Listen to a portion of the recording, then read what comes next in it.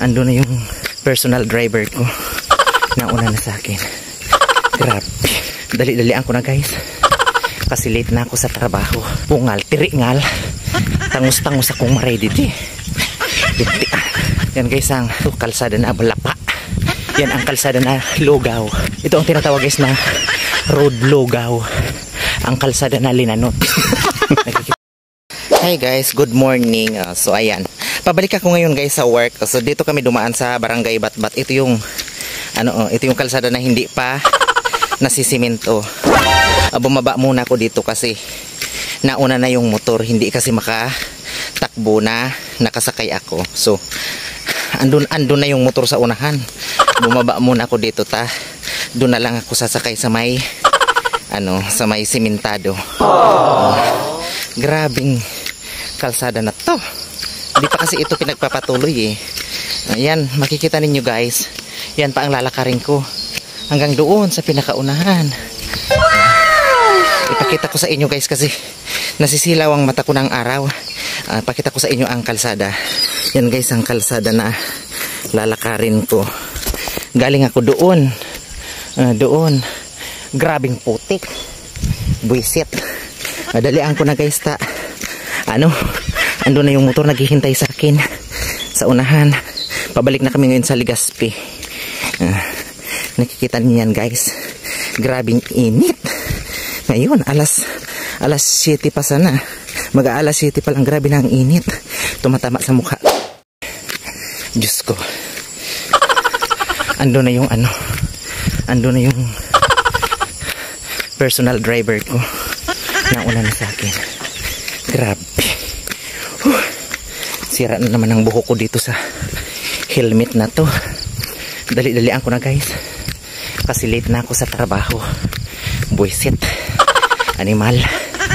Hayop sana. Pungal, tiringal. Tangus-tangus akong ma-ready di. Lintian. Yan guys ang yan guys ang putikan dito. Kalsada na Balapa. Di pa pinagpapatuloy. Lalo gagaling lang sa bagyo. Lusak Linanot ang kalsada dito guys. Yan ang kalsada na Lugaw. Ito ang tinatawag guys na Road Lugaw. Ang kalsada na Linanot. Nakikita niyo yan guys. Sige na guys.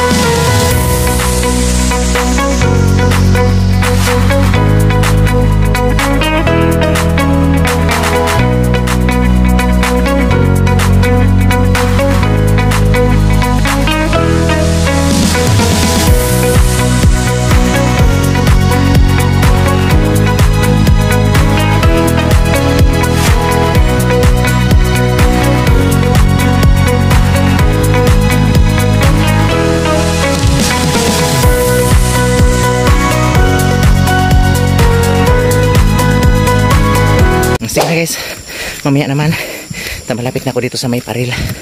Sasakay na ako ng motor. Bye bye.